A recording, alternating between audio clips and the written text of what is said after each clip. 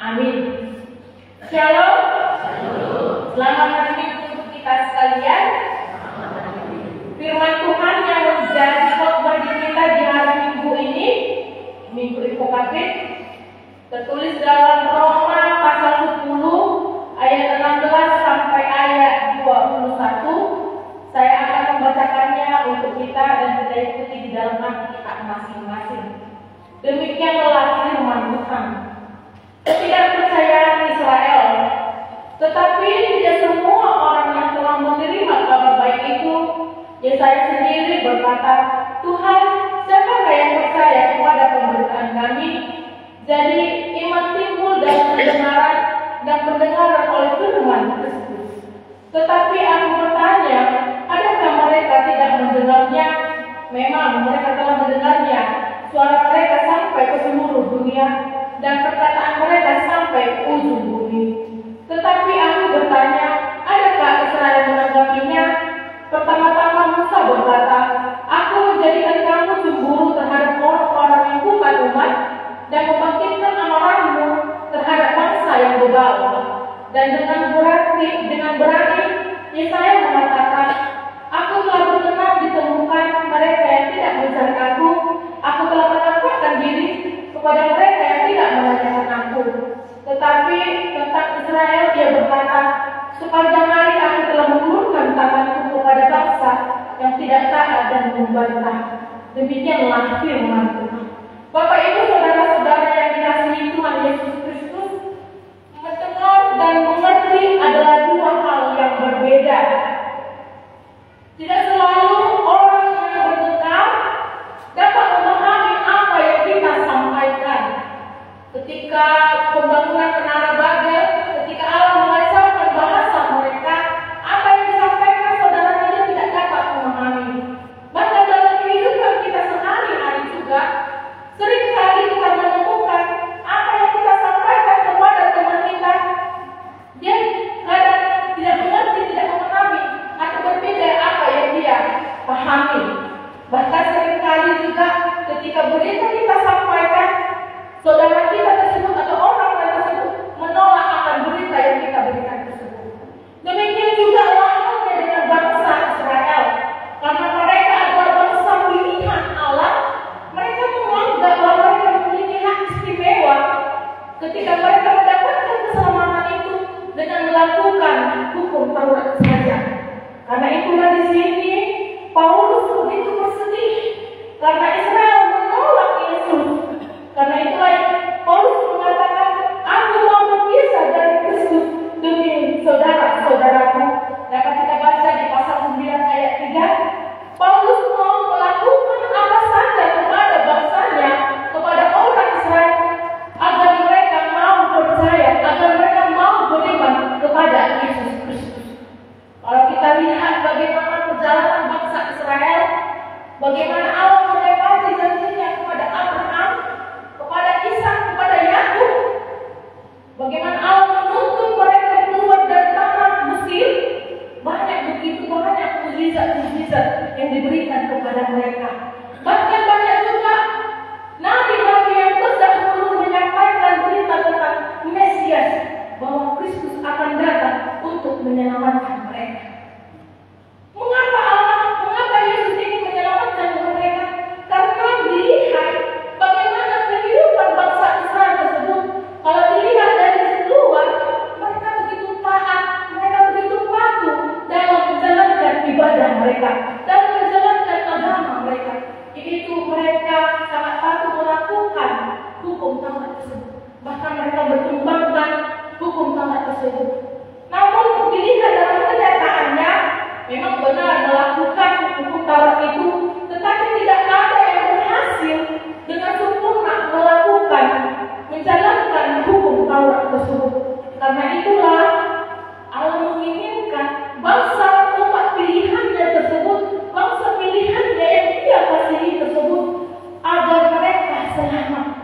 Karena itulah Yesus berinkarnasi lari dari keturunan Yahudi untuk menyelamatkan mereka. Di mana Yesus ketika berjumpa dengan mereka, mengajar mereka, bertatap muka dengan mereka, mengajarkan mujizat, bahwa dengan Yesus, dengan Kristus mereka mendapatkan keselamatan, yaitu iman mereka. Tetapi ternyata apa yang diperoleh, apa yang didapat? Paulus berharap dengan memberitakan Injil, memberitakan tentang Kristus, tentang keselamatan, tentang iman mereka, tetap mereka menolak Yesus tersebut. Kalau kita lihat bagaimana Yesus juga berkorban untuk kita, bagaimana Yesus juga memberikan kesempatan kepada kita, seperti bangsa Israel tersebut diberikan kesempatan kepada mereka, diberikan kebebasan kepada mereka. Ternyata mereka tetap menolak Kristus, menolak Yesus. Seperti nabi-nabi sebelumnya menerangkan, membicarakan begitu kuat bahwa Mesias akan lahir, Mesias akan menyelamatkan mereka melalui iman mereka, tetapi tetap mereka menolak Yesus tersebut. Bapak Ibu saudara-saudara yang dikasihi Tuhan Yesus Kristus, apa yang ingin disampaikan firman Tuhan ini kepada kita? Yang pertama, yaitu ingatlah kita selamat bukan karena melakukan hukum Taurat, tetapi hanya karena iman dan percaya kita kepada Kristus oleh karena kasih karunia-Nya. Kalau melalui hukum Taurat, saya yakin tidak sepenuhnya, tidak sempurna kita dapat melakukan hukum Taurat tersebut. Karena apa? Mungkin dalam kehidupan kita sehari-hari bisa saja kita sering berbohong, bisa saja kita juga mencuri, bisa saja juga kita berdusta, bisa juga kita menginginkan milik atau barang orang lain, atau bisa saja kita selalu kita pernah berzina dan lain sebagainya. Kalau diberlakukan seperti hukum orang Israel, tangan ganti tangan, mata ganti mata, mungkin kita tidak akan ada yang selamat. Karena itulah Yesus datang ke dunia ini untuk menyelamatkan kita dan juga memberikan kepada kita keselamatan, asalkan kita percaya dengan iman kita. Hanya Dia minta yaitu mengimani Kristus tersebut. Bagaimana iman kita bisa bertumbuh? Bagaimana kita dapat mengenali Kristus tersebut? Yaitu yang kedua, yaitu dengan mendengarkan firman Tuhan. Bapak Ibu saudara-saudara yang dikasihi Tuhan Yesus Kristus, megafon atau owa pertama kali ditemukan oleh Athanasius Schitzer, seorang pastor yang berasal dari Jerman.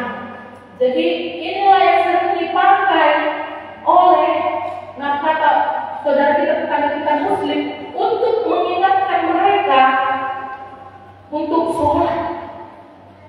Bagi orang yang mempercayai, yang beriman, mereka akan tahu mengingat, oh sudah bunyi azan, oh sudah bunyi sholat zuhur, mengingatkan mereka untuk tetap beribadah. Bagaimana dengan anak-anak kita yang dalam kondisi kehidupan melayang ini? Mungkin karena sering mereka dengar, karena mungkin mereka sering diucapkan di dalam kelas, keterbatasan guru agama, mereka lebih menghafal ayat-ayat mereka daripada menghafal ayat-ayat Alkitab. Mungkin kita juga yang sering tinggal di sini, kalau kita beri perhatian kita sering mendengar azan tersebut, jangan-jangan kita juga mengingat atau dapat membacakan ayat-ayat mereka. Tetapi di sini firman Tuhan ini menginginkan kita bagaimana iman itu bisa tumbuh di dalam diri kita, yaitu dengan membiasakan mendengarkan firman Tuhan. Karena iman timbul dari pendengaran akan firman Tuhan. Firman itu adalah roh, dan roh itu adalah Allah. Bagaimana iman kita bisa bertumbuh sama seperti tanaman kita?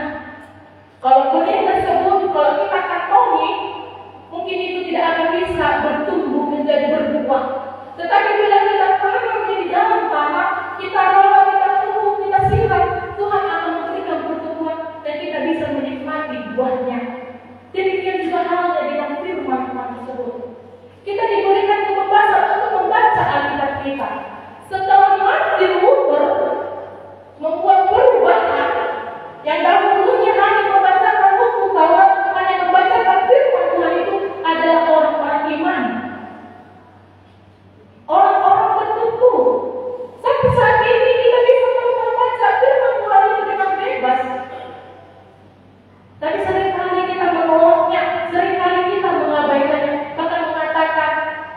sempat karena sibuk. Apalagi di zaman sekarang, teknologi yang begitu canggih, tidak ada alasan untuk kita tidak sempat untuk membaca firman Tuhan. Tidak ada alasan tidak sempat untuk mendengarkan firman Tuhan. Karena apa? Melalui genggaman handphone kita. Mungkin saja ketika kita duduk-duduk di kursi atau di depan rumah atau sedang bersantai, bisa saja kita putar firman Tuhan atau khotbah-khotbah yang ada di dalam gadget kita tersebut. Bisa saja juga kita membacakannya kepada anak-anak kita supaya mereka juga turut mengenal, memahami, mengimani firman Tuhan tersebut. Tidak cukup hanya di sekolah minggu, dan terkadang juga yang penting anak-anak saya antarkan ke sekolah minggu sudah mengerti mereka itu, sudah tahu mereka itu cerita-cerita atau firman Tuhan yang ada di dalam Alkitab tersebut. Tetapi terkadang orang tua tidak memaunya kembali di dalam rumahnya, karena itu perlu diajarkan untuk berulang-ulang mendengarkan, menyampaikan firman Tuhan tersebut. Sama dengan kita, dengan telinga kita ini diberikan dua untuk lebih banyak mendengar. Tetapi walaupun demikian kita perlu menyaring apa yang perlu didengarkan, apa yang perlu diimani. Karena itu Bapak Ibu saudara-saudara yang dikasihi Tuhan Yesus Kristus, iman itu timbul dari pendengaran kita. Semakin sering kita mendengarkan firman itu, semakin sering kita melakukan firman itu, maka lahirlah iman kita, maka lahirlah ketaatan, maka lahirlah kepatuhan kita kepada Kristus. Dengan firman itu bisa menjadi dasar iman kita percaya kepada Kristus, menjadi modal kita untuk agar mampu kita digerakkan melakukan apa yang diperintahkan Kristus. Karena itu Bapak Ibu saudara-saudara yang dikasihi Tuhan Yesus Kristus, dikatakan iman timbul dari pendengaran. Sama seperti anak-anak, ada sebuah buku saya baca, biarkan anak-anak itu berbicara. Seringkali anak-anak gagal dalam hal mendengarkan nasihat orang tuanya, tetapi dia tidak pernah gagal dalam meniru orang tuanya. Karena itulah, bagaimana caranya agar anak-anak dapat meniru kita? Bagaimana caranya agar orang muda meniru kita? Bagaimana caranya agar orang sekitar kita meniru kita? Yang pertama yaitu membuat pattern kita Kristus tersebut, meniru Kristus tersebut. Bagaimana Allah begitu mengasihi kita seperti bangsa Israel tersebut. Dia tidak ingin bangsanya yang dia pasti lenyap. Sama halnya dengan kita. Mungkin kalau kita dimani budak untuk tak ulang melakukan dosa sepanjang minggu tahun. Allah memang kita berusaha untuk melakukan hukum Taurat yang jelas yang diperintahkan Tuhan tersebut kepada kita. Tetapi terkadang kita dielak-elak bertidur, kita ditarik Tuhan tahun. Allah sifat ada sadari kita melakukan dosa tersebut, sehingga Allah yang ingin hadir, roh Allah yang ingin hadir di dalam diri kita itu kita buat menjadi pergi, kita menolak. Allah bersifat ada berpihak tadi dibacain, ada untuk kita tidak menyimak, kita tidak pahami, tidak kita lakukan. Seperti dikatakan, masuk telinga kanan, keluar telinga kiri. Atau bahkan, molosi awal berkorban, nak kabur dari tanah, nang roh sini.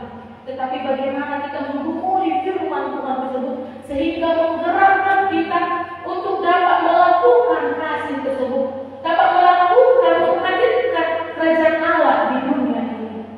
Karena tugas kita sebagai orang Kristen adalah mewartakan firman Tuhan, memberitakan Injil ke seluruh dunia. Bagaimana Kristus Allah itu adalah penyelamat kita. Dengan mengimani Dia, dengan mempercayai Dia, kita akan roh Allah itu akan menuntun kita untuk melakukan apa yang Tuhan mintakan kepada kita. Kalau menunjukkan kita di berdasarkan nyata menghirup ruku yang bisa Tuhan. Ayat mengenai apa persiapkan bagaimana Tuhan itu memberikan apa yang kita minta tersebut. Diberikan kesempatan kepada kita untuk beribadah, diberikan kesempatan kepada kita untuk berdoa, bersekutu dengannya. Ada sifatnya Allah kita meninggalkan, Allah sifat kita tinggalkan hal tersebut, kita abaikan. Pai mama Tuhan, boleh dope apa ulauku. Bagaimana caranya kita diingatkan Allah? Yaitu dengan Roh Kudus kita yang hadir di dalam hati kita. Nah, semua kata tetangga saya ketika dibunyikan azan, baru mereka mengingat, oh, sembahyang. Oh, tetapi kalau orang Kristen enggak mau diskusi peluang kita. Tuh di purba diri macamnya di roh hati baik kita, asa tepung kita, yang dibaca saat mana. Dia mengingatkan kita melalui hati kita. Hei, ketika kita melakukan suatu kesalahan atau dosa, dalam tubuh hati kita sering mengingatkan, jangan kamu lakukan. Dalam tubuh hati kita sering juga mengatakan, ingat kamu umatnya. Ingat kamu datang ke gereja, persekutuan Allah. Tetapi sering kita mengabaikannya sehingga roh Allah itu pergi. Karena itu Bapak Ibu saudara-saudara yang dikasihi Tuhan Yesus Kristus, agar iman kita bertumbuh seperti bunyi amanat tersebut, marilah kita membiasakan melatih diri kita untuk beribadah, melatih anak-anak kita itu untuk menyanyikan lagu-lagu rohani, bukan hanya lagu-lagu duniawi tetapi lagu-lagu rohani. Mari kita membiasakan mengajak anak-anak kita, saudara kita, atau orang yang tinggal bersama kita melakukan persekutuan atau ibadah tadi. Apalagi di luar kita tersebut selalu jadi bersitu mandiga membaca Alkitab tiap hari. Itulah tuntunan kita untuk membaca, mengajak orang-orang Kristen untuk membaca Alkitabnya, agar iman kita bertumbuh di dalam Kristus. Dari iman tersebut menuntut kita untuk melakukan kasih karunia Allah tersebut, mengasihi sesama kita, mengasihi saudara kita seperti Allah mengasihi kita, agar kita menjadi sumber berkat bagi orang lain dan kita diberkati dimanapun kita berada. Karena itu janganlah hanya menjadi pelaku, jangan hanya pendengar firman Tuhan saja, tetapi mari kita menjadi pelaku-pelaku firman Tuhan. Karena tugas kita sebagai orang Kristen adalah memberitakan firman Tuhan ke seluruh negeri. Itu adalah tanggung jawab kita sebagai orang Kristen. Karena kita sering mendengarkan firman Tuhan, kita melakukannya, dan kita dapat dimampukan menjadi kuasa-kuasa firman kerajaan Allah. Tuhan Yesus memberkati.